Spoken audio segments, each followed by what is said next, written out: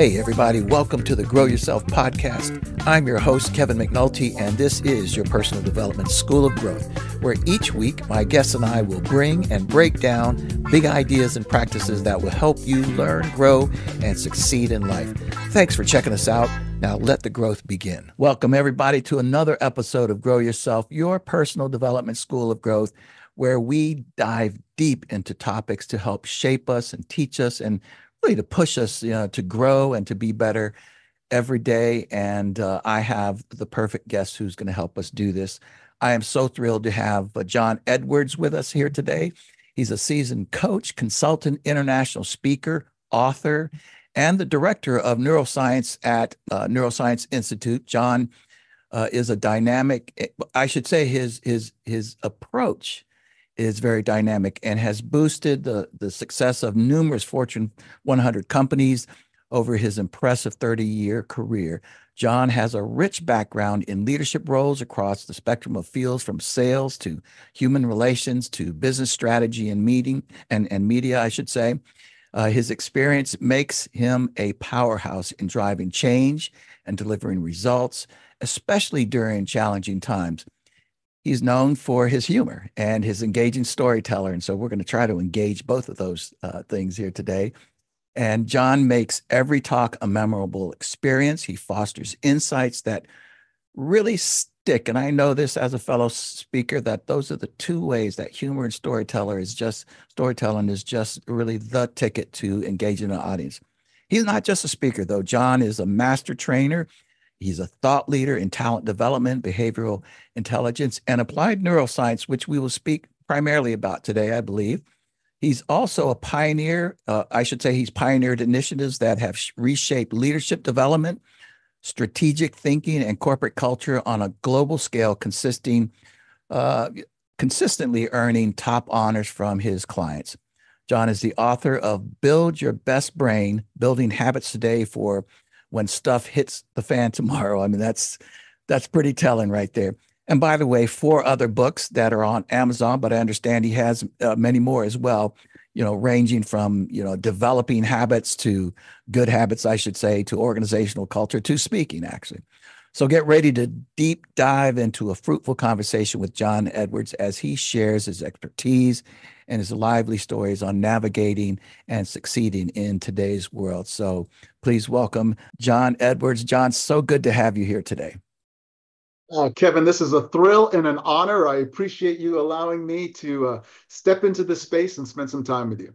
Thank you so much. I appreciate it. I have to admit, when we first came on, before we started recording, just knowing you're a fellow musician, listen, that took everything up another level. So just great to have you. Listen, John, if you would, I try to ask each guest, tell the audience who is John Edwards? Tell us a little bit about your background, where you came from, whatever. Oh, well, thank you for that. I appreciate it. Who is John Edwards? I am Doris's Edwards' son. She's my hero, my mentor, and has significantly shaped who I am today. Let me tell you what I mean by that. My mother, and this story is going to probably resonate with so many other people.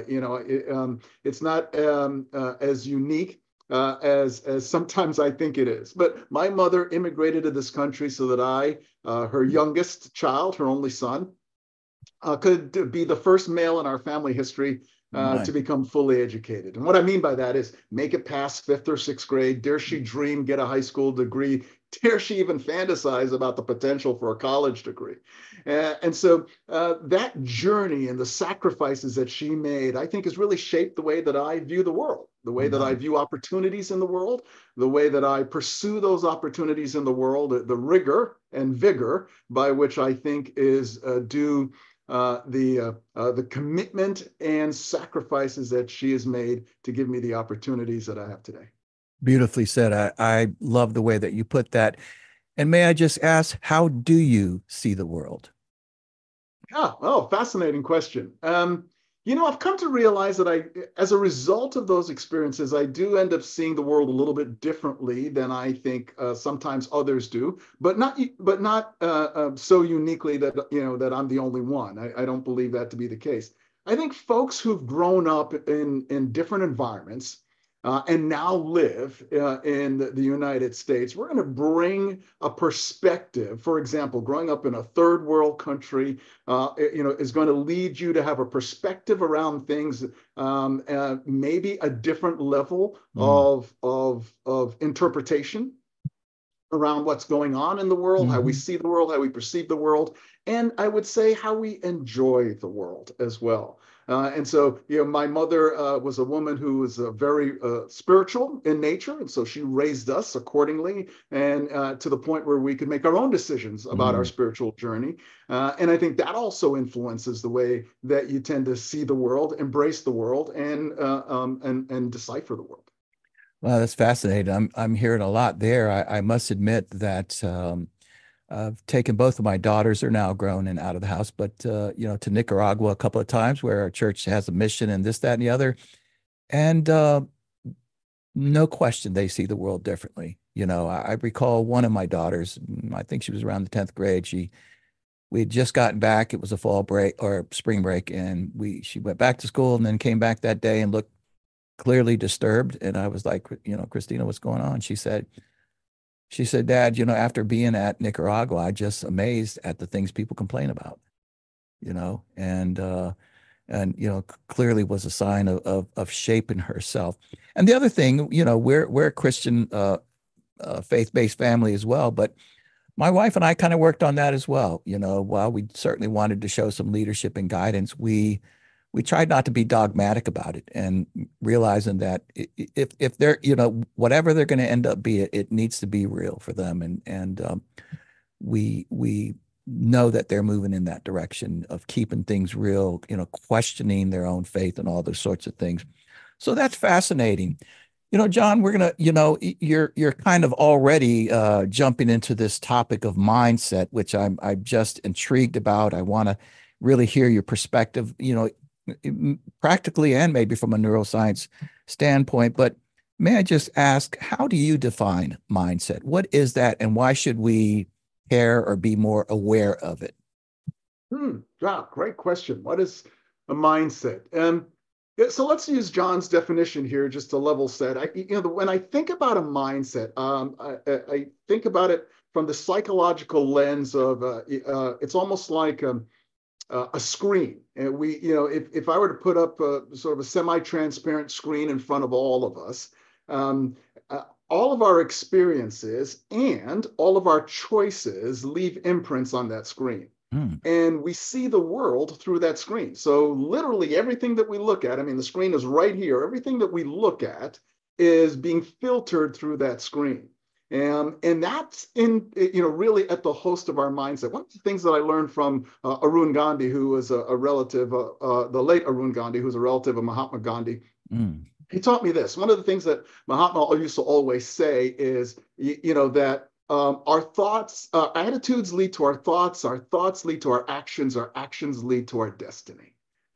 And I love that. Let me give you that again. Our attitudes lead to our thoughts lead to our actions, and our actions lead to our destiny. So everything starts with the mindset. The results we get out of life, our ultimate destiny, our legacy, all starts with a mindset. And here's the thing that's so cool about a mindset is it's a choice. We can choose to have a particular mindset. And now I'm going to, with the permission of your audience, I'm going to paint with a broad brush here. I realize that there are folks who struggle with things like depression, and it's a chemical-based issue. And, there's trauma. There's a host of other things that influence your mindset. I don't want to dismiss those. I'm very sensitive to those. I'm talking about other situations and folks who have the ability to choose their mindset, which is the vast majority of us. And so we can choose what kind of a screen we're filtering and seeing the world through. So I can choose an optimistic one. I can choose one of gratitude. That's my stance. That even though I've had, like so many of your viewers and listeners, so many challenges and issues in life, I choose to focus on a gratitudinal perspective. And so that shapes the way I start my day every day. Yeah. And as a result, shapes the way I experience the day. It also shapes the way I respond to the inevitable challenges that are going to emerge during the course of that day. So if I take a more pessimistic, if I make a decision to be a bit more pessimistic or angry or upset, and you can imagine what that day is going to be like for me. So a mindset is a choice, but I'm also sensitive to the fact that it's still going to be heavily influenced by all the experiences we've had, and as well as so many things that maybe we were taught by well-meaning folks who didn't realize that they were creating a damaging thinking pattern. Absolutely. Well said. Very interesting about the film, because it makes me wonder if, at least in part, I haven't thought this through, that filter also becomes the bias, right? This is the bias that we filter things, and we're looking at them, as you said, through this filter, and whatever is crowding that filter. I don't know. What do you think? I'm not even sure what the question is. Yeah, well, I think you're onto something very valuable here, because that filter does create a bias. So, for example, if before our conversation started, your wife said, "John Edwards, wait, I know this guy. He's an absolute jerk," right? It creates an imprint on that screen, right? And when someone, that's why I say sometimes well-meaning folks don't realize what they're doing to our mindset, right? And it influences how you're now going to perceive me. Very interesting. And so the sense of a bias on this perspective is very much real. And when we become aware of it, we can do a better job of mitigating. Right? And so I'm always sensitive to, when I'm meeting new folks, how do I clean that screen? Right? What's my default setting? And if my default setting is I love you and trust you until you give me a reason not to, right? That has an influence as to how our first few minutes, our first hour together is going to be like. Wow, man, that's cool, because now it's starting to expand in my mind about the mindset. Yes, it creates your bias, it creates your perceptions, it creates your, all these your expectations, your assumptions, right? That's all part of the mindset, right? The filters, I guess, that eventually. Now, what happens though, John? What if over a long period of time, people have had traumatic events, really negative events, whatever it is, or maybe just indoctrinated in some way through their family or school. How do they wipe that? How do they work around what might be a jacked up mindset? I'll just put it that way. Yeah. Well,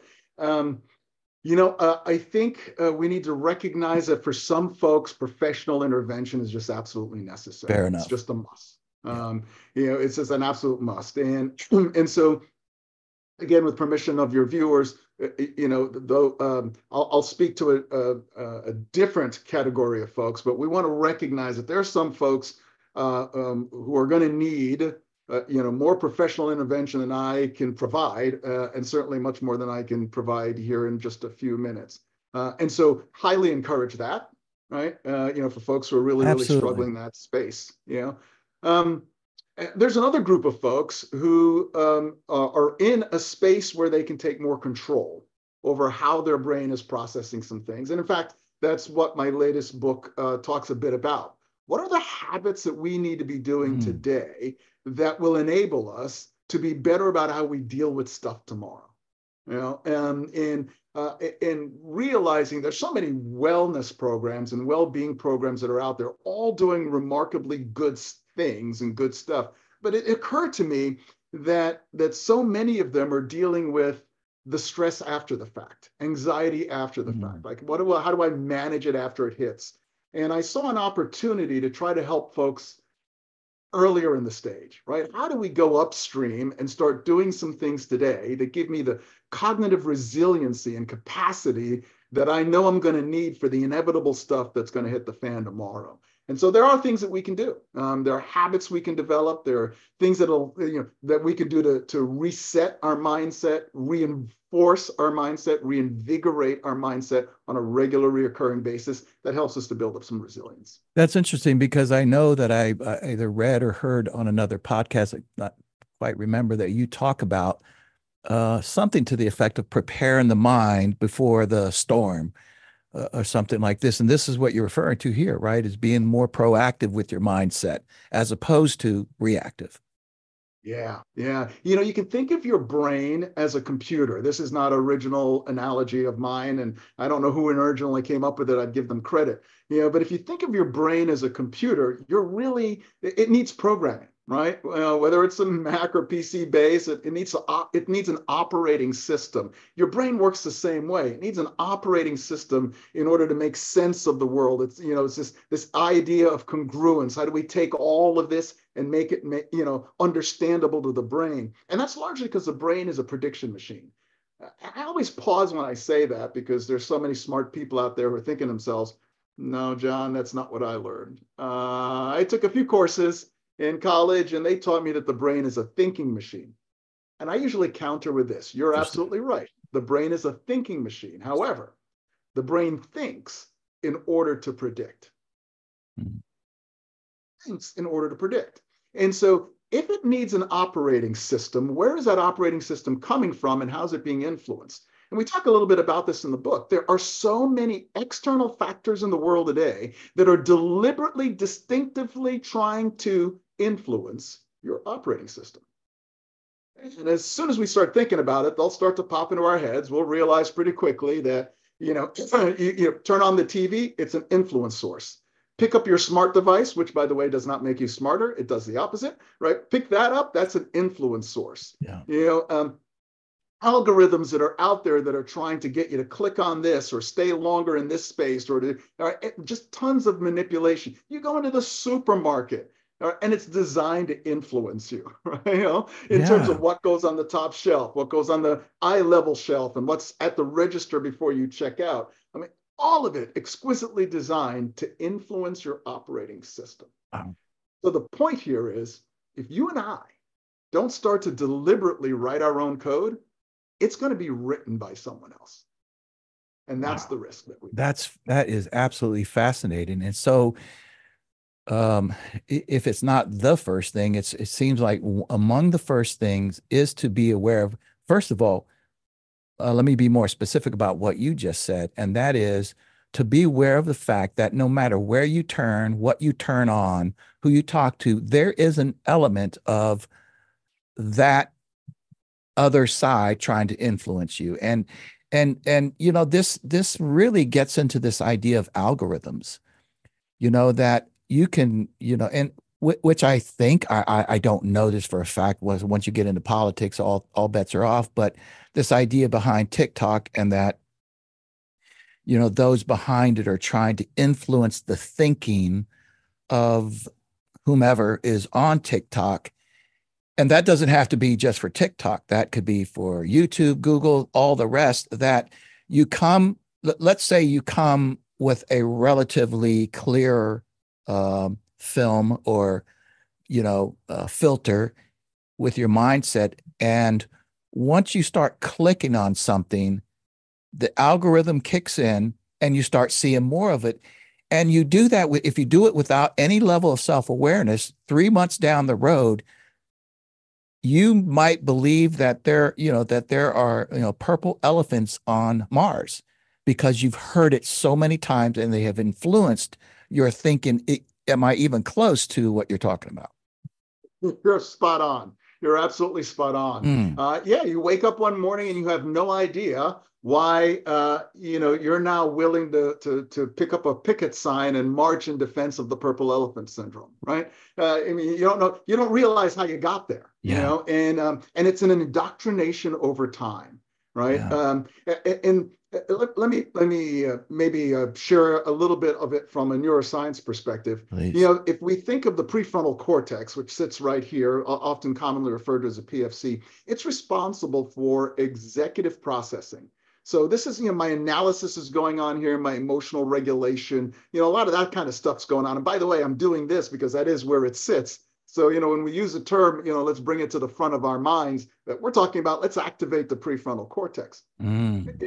But a more powerful part of the brain exists elsewhere, right? And so if you think of this as sort of the captain of the vessel. Back here is the engine, right? I mean, the powerful engine that's making everything happen and occur. And so much of that is happening on a non-conscious level. So the slow indoctrination that's happening is moving past some of my analytical filters. Here's the danger. It means that I could be getting indoctrinated to think about, ultimately behave in a way that actually is not aligned with my own personal core values. That's the danger, right? And so this indoctrination is teaching me and getting me to think about things from someone else's programmatic point of view, which may actually not align. And I wrote about this and published this in LinkedIn. I call it identity. I just drew a blank. It'll come back to me in a minute. But it's a conflict between how I'm behaving and what I really believe to be valuable. The illustration I often use is, the fact that you mentioned politics. Look at how, for example, identity dimensions, right? All of us have various identities that make up who we are. So I'll give you an illustration. I'm a male. I am a man of color. I am a father, a husband. I am a foster grandfather and a regular birth grandfather. So I have a bunch of different dimensions. Former professional athlete. You mentioned before, we were talking about my passion for music. I play every week, so I'm a musician. So I've got multiple things that make up who I am and that are important to me. So if I were to identify, say, the top two or three, certainly being a father would be on that list.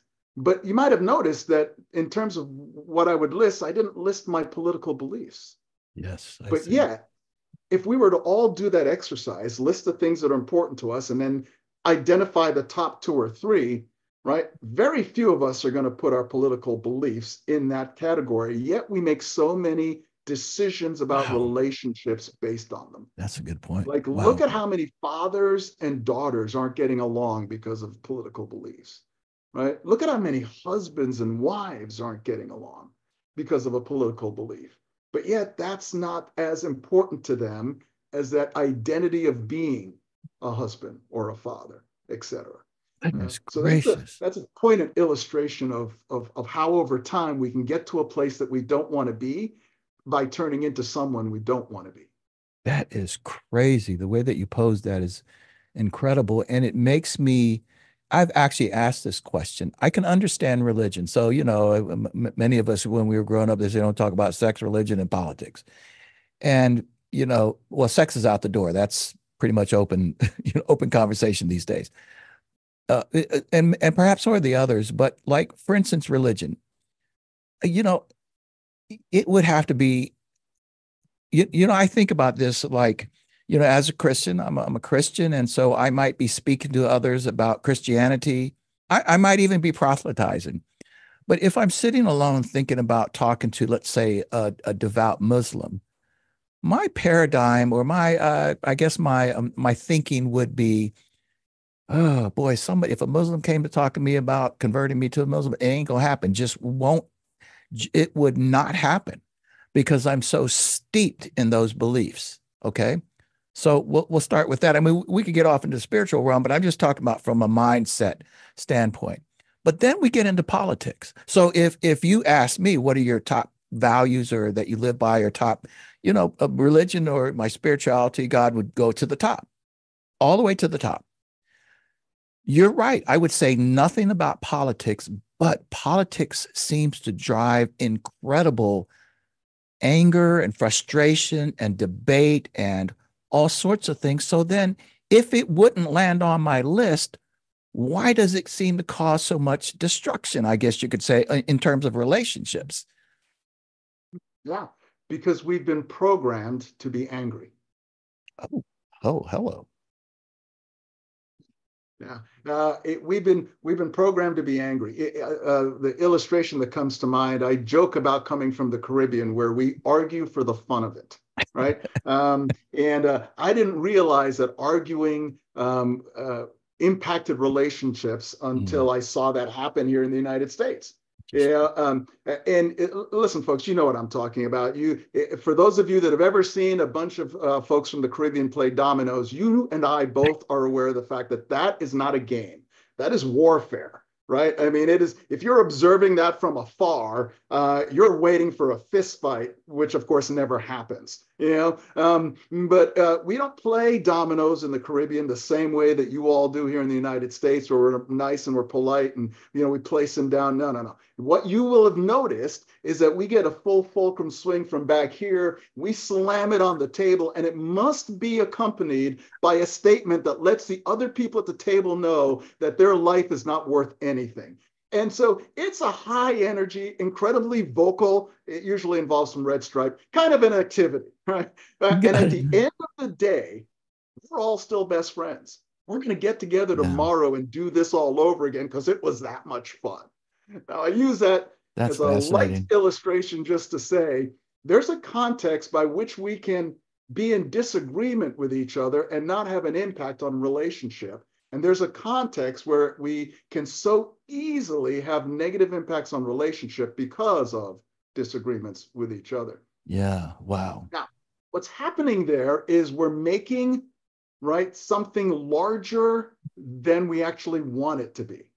We're allowing it to be larger than one. So let's take your illustration of having a conversation with a Muslim. What's happening in our mindset is we're getting programmed to focus so much on what we have that's not in common that we forget that we have some things in common. My favorite quote, and I don't know who said it, or I'd give him or her credit. My favorite quote is, hey, listen, we all came over on a different boat, but we're all in the same boat now. Interesting. Yeah.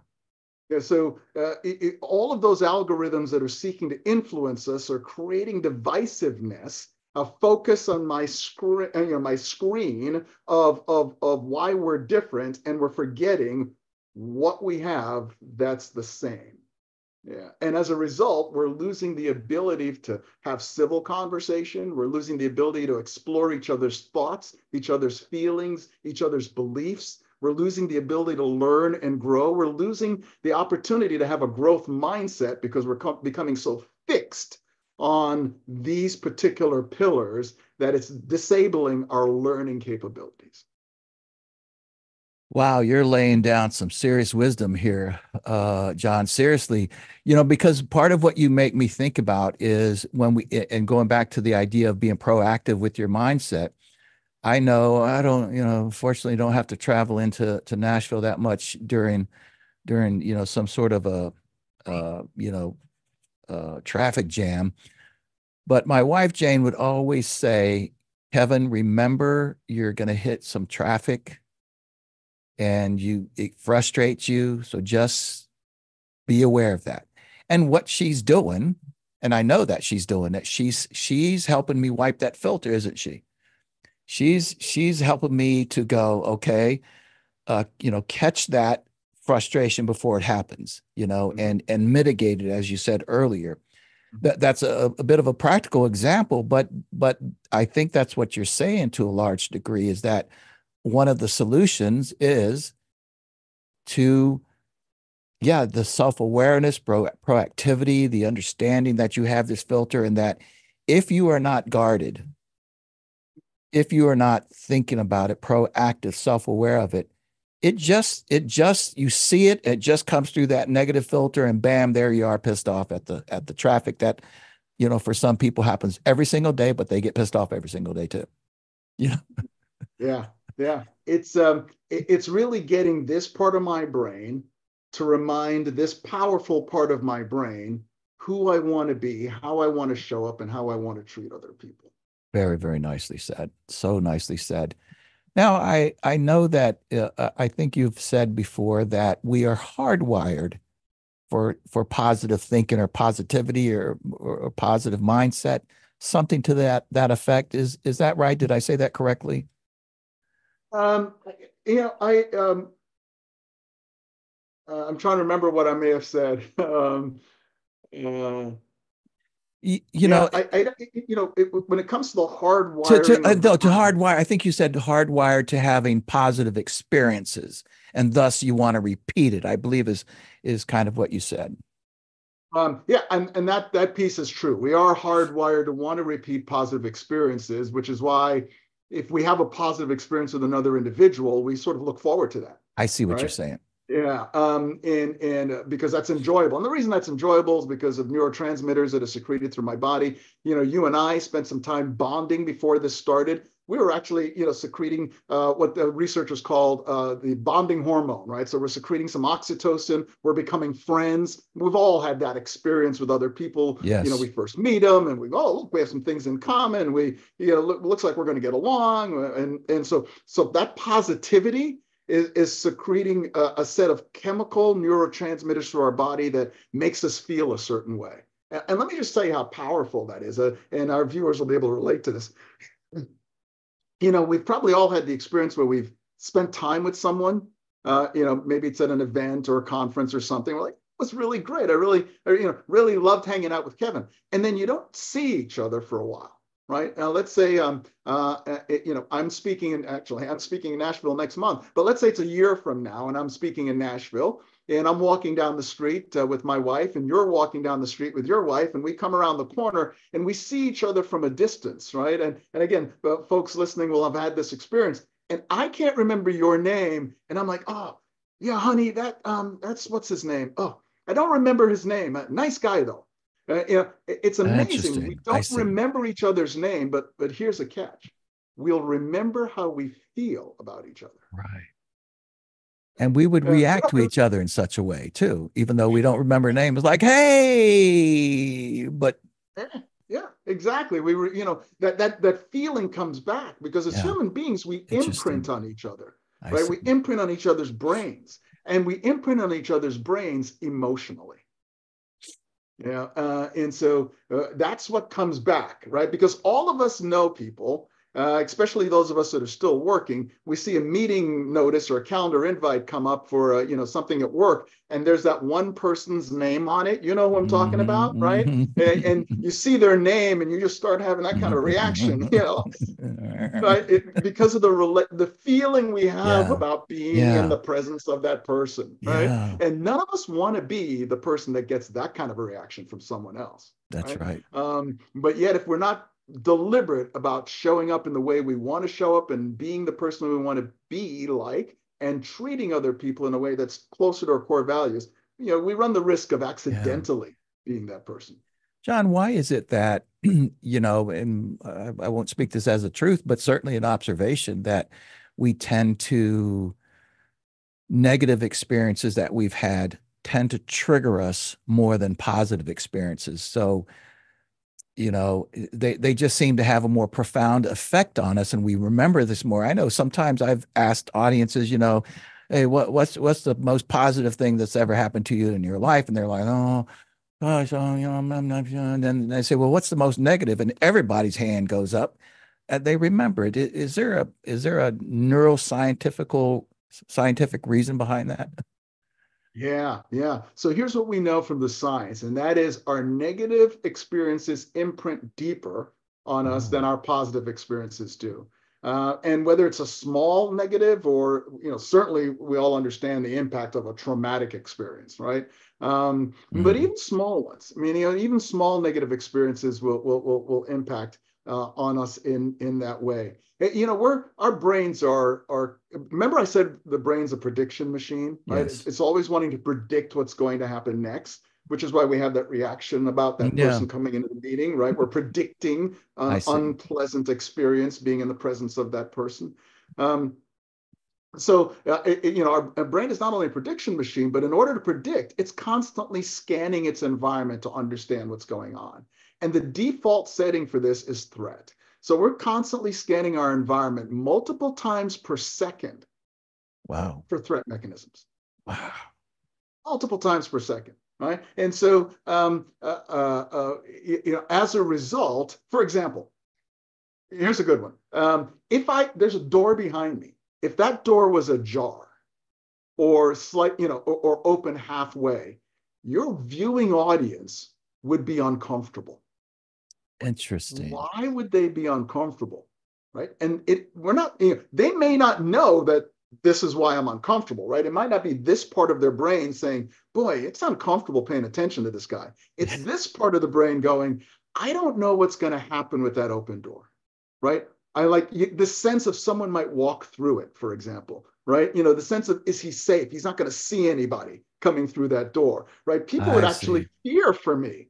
And as a result, it would make them, it would be a distraction, for them. They'd be like really distracted And that's by crazy. that. And they wouldn't actually be necessarily thinking about the door. It's the maybe just a subconscious awareness that something's not, or that there's a problem. You may even notice that the door's open and therefore wonder what's through that door or something Yeah, like this. yeah, Very interesting. exactly. Because you want to know, You want to know. you That's want to right. know.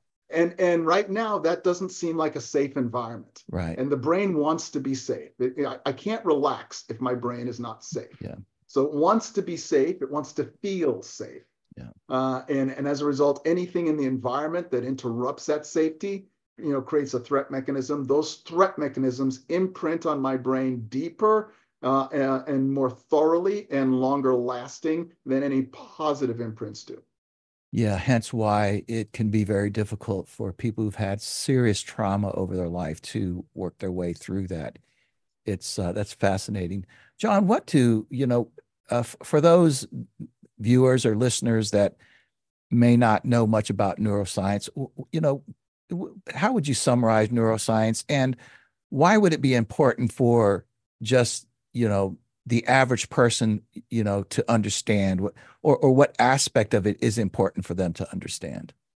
Yeah, yeah. So when we think about neuroscience, we can think about it on multitude of levels, right?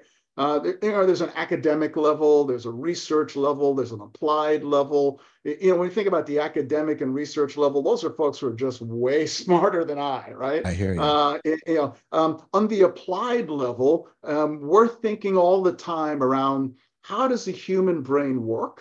How does the human brain work in conjunction with other human brains, right? And then how do I apply that to my life, to where I want to go, what I want to do, and what we want to accomplish?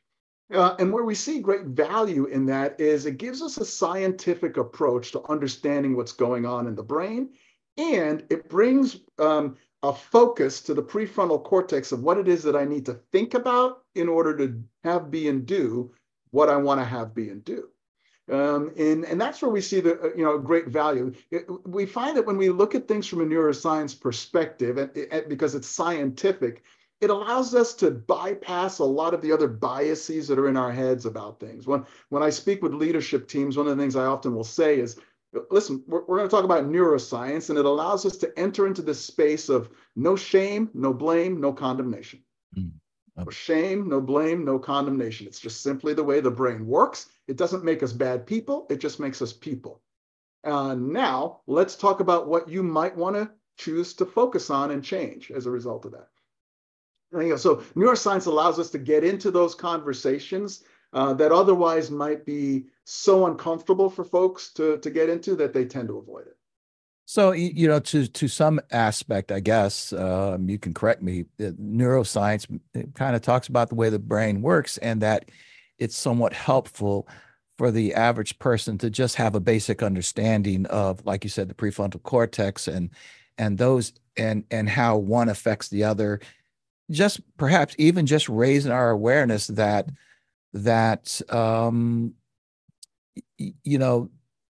of how to manage your thinking, your mindset, your perceptions, whatever the case might be. Would that be fair to say?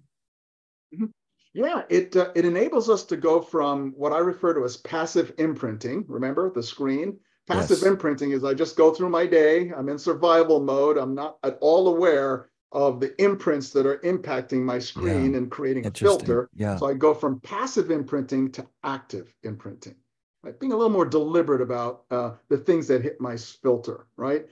Maybe cleaning some stuff off that I'm not sure I really want that on there. And so becoming a bit more deliberate about that. So taking more control over my thinking patterns, my mindset, and therefore getting much closer to the kinds of results I want to have in life. I don't know if I'm detouring here. I think I'm still on the right path here, but I know that you talk about curiosity.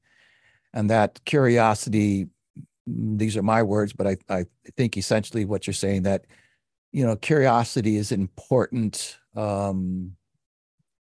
characteristic, attribute, tool, whatever you want to say, that we can use to improve our thinking, our lives, whatever. Could you pick up on that? Oh yeah. Thank you for bringing that up.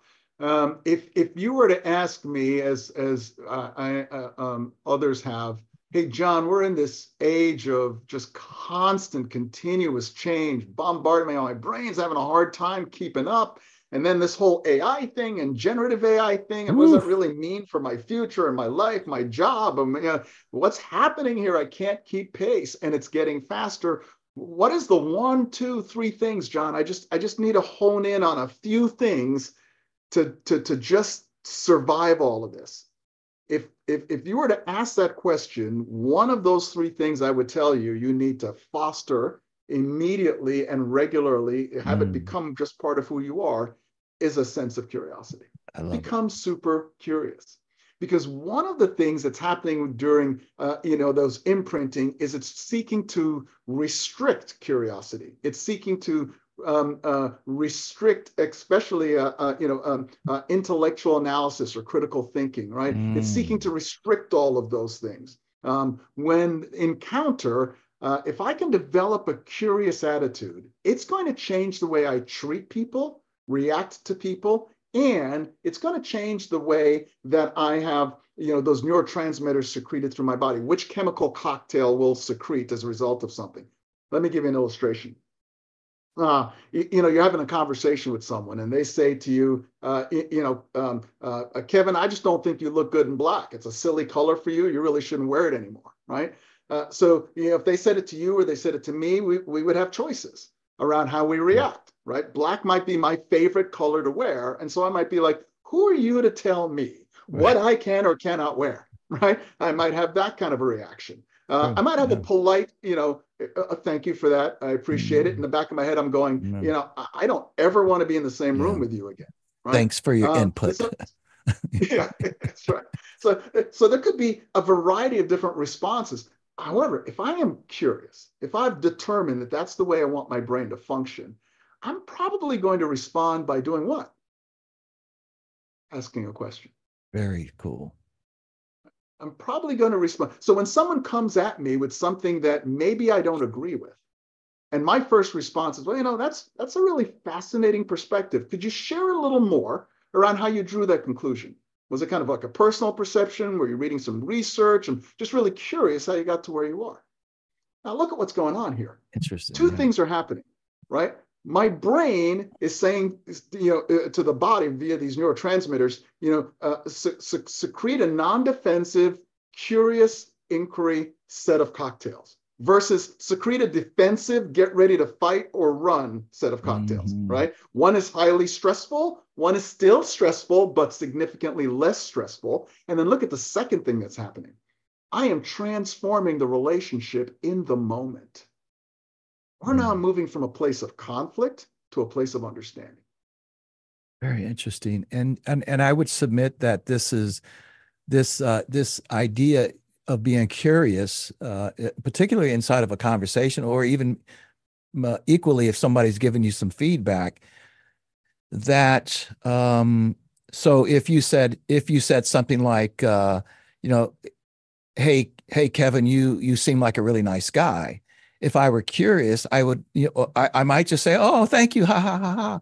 Or I might, or if I'm self-aware, I might say, well, what makes you say that? Why do you think I'm a nice guy? And then you would clarify for me, well, you smile at people and you just always seem to have an upbeat spirit. Well, that informs me about what works well in my life, right? Mm-hmm. Exactly. Conversely, you somebody could say something negative, like Kevin, you always seem to have a negative attitude. So I could get, to your point, angry about it or frustrated, or I might say, yeah, I know you're right.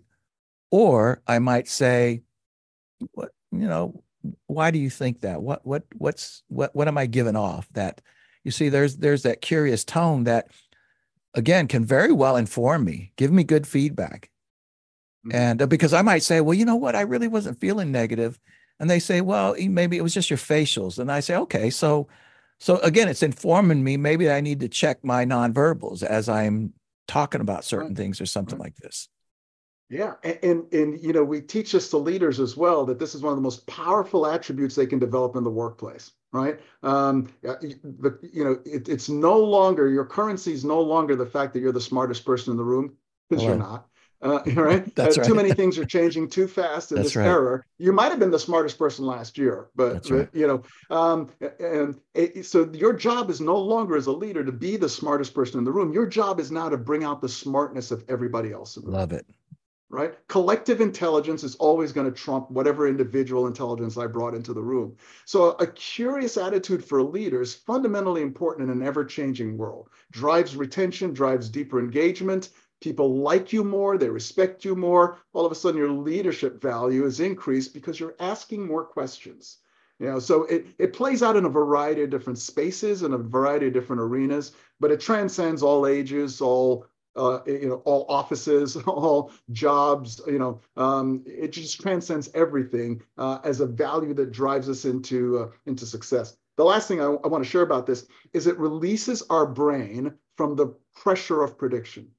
Right? You know, the sense of I always have to have an answer. I always have to know what's going on. No, I just have to know what to do in a situation when I don't know what's going on. And that is ask more questions. I love that, and it also makes me think as I'm listening to you is that, curiosity spawns curiosity. So if I'm a leader and the typical meeting is, all right.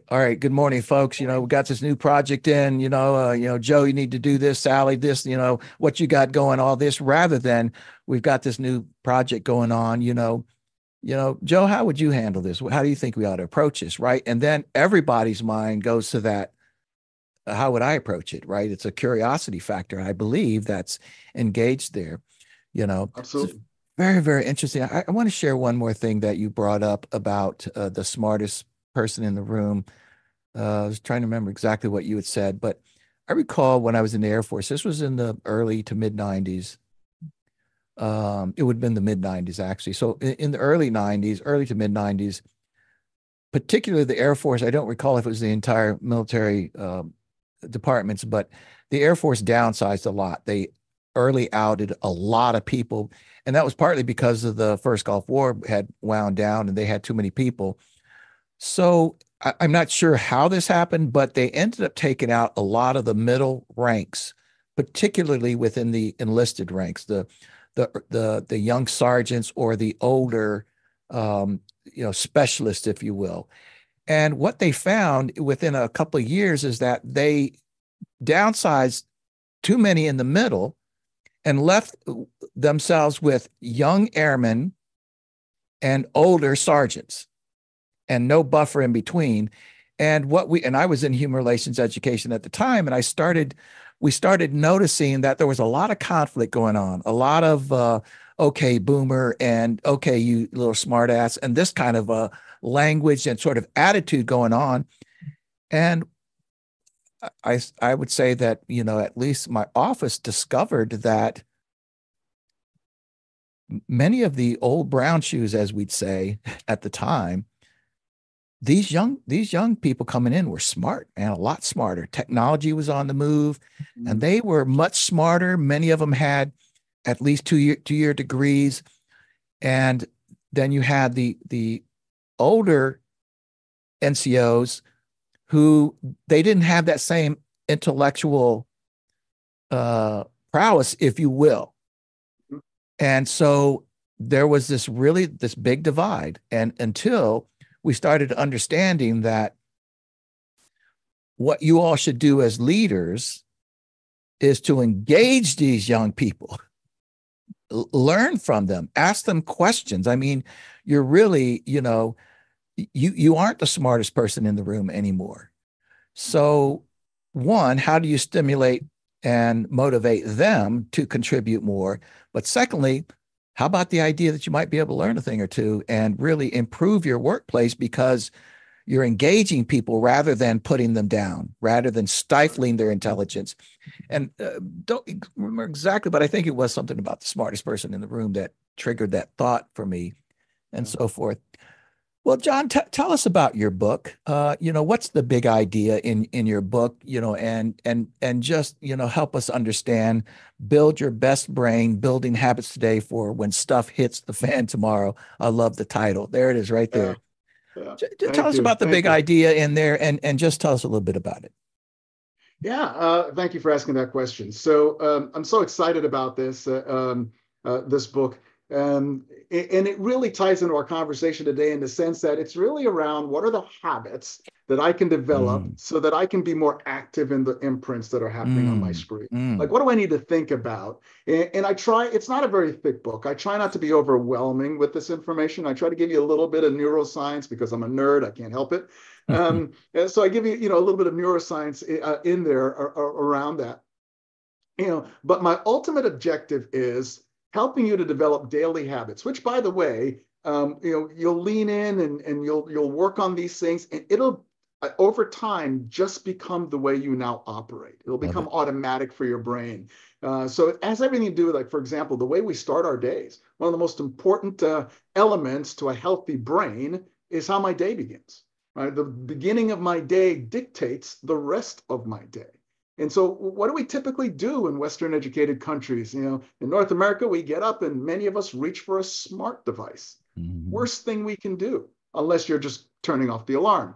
But even alarms, what kind of an alarm are you waking up to? Is it an uplifting motivational song, or is it a blaring alarm that's a trigger mechanism for your brain? And I get it. Some of us are hard to wake up and we need something really significant. But for the average individual, waking up to a chime is significantly different than waking up to a blaring alarm for your brain, right? And then what are you going to do in those first 15 minutes? So we talk about that, right? When you're in what we call brainwave transition, you're transitioning from, so there's discussions around what to do first thing in the morning. There's discussions around what to do throughout the course of your day. We have a discussion around your physical environment, how that impacts your brain, and some things you can think about changing if you so choose to just create a healthier physical environment for your brain as well. So we cover a number of different things there, really focusing on an atmosphere and environment that allows you to have a much more active, positive imprint on your own operating system of your brain so that you can have a healthier life.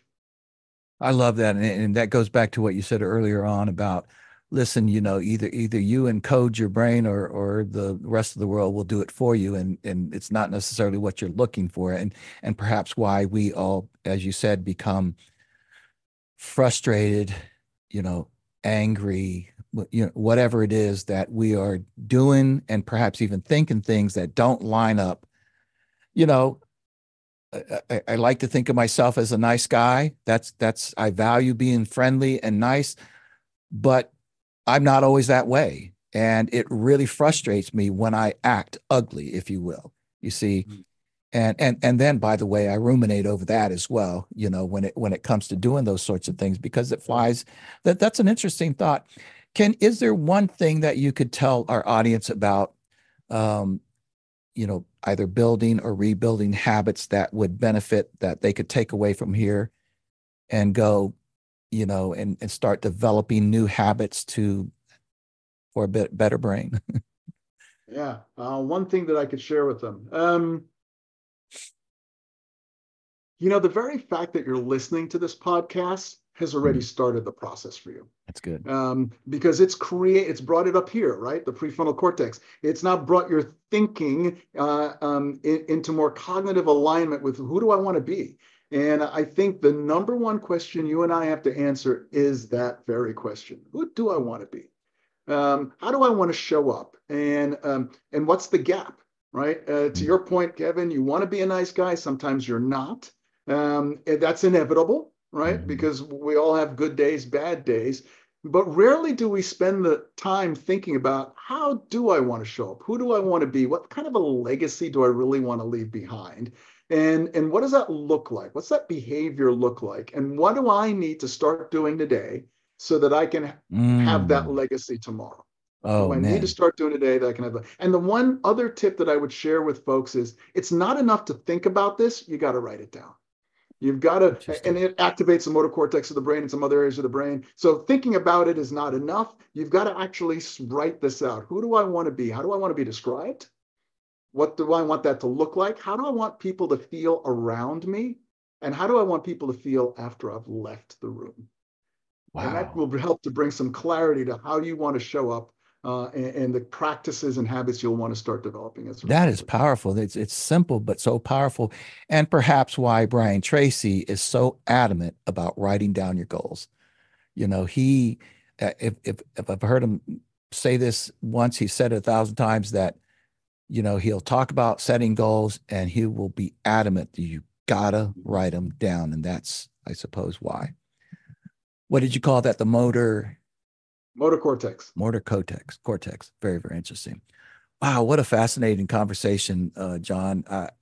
What I love about it is that you certainly add the intellectual element, but you break it down in an application way. I guess that's applied neuroscience and lays in my brain very easily, and I appreciate that. Would you tell our audience where they can find you? Again, I know you have 4 or 5 books, where they can find your books, whatever information that you would like to pass on to them. I also like to ask, because I know the type of work you're in, who is your ideal client, who or prospect, who do you like to help or work most with? Yeah, I'll answer that in reverse order. I spend most of my time working with corporate teams, leaders specifically, but really, folks that are in the corporate environment, whether bringing me in for a keynote or a workshop, whatever that might happen to be.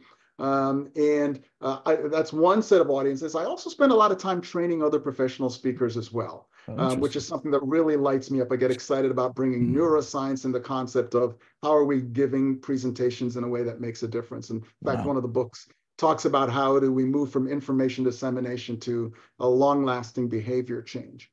And Mm. for those who are interested in knowing a little bit more about me, my website is www.edwardsgroup.org. Edwards, my last name, group.org. There will also be links to the various books that are out there. We have a few more coming out in the next 12 months that we're also pretty excited about, Nice. both for speakers and for the general population as well. And so excited to have you all visit there and check out some of our free resources. Well, listen, John, what a pleasure it is. It's such a privilege to have you on the Grow Yourself podcast, and I would look forward and love to stay in touch with you. And by the way, you come to Nashville, well, I'll shoot you a message. You got to shout at me if you got a moment. We'll have some coffee. Awesome. Well, I would look forward to that. And thank you so much for this privilege and this pleasure. It's No, been an that's honor. completely mine. Thank you.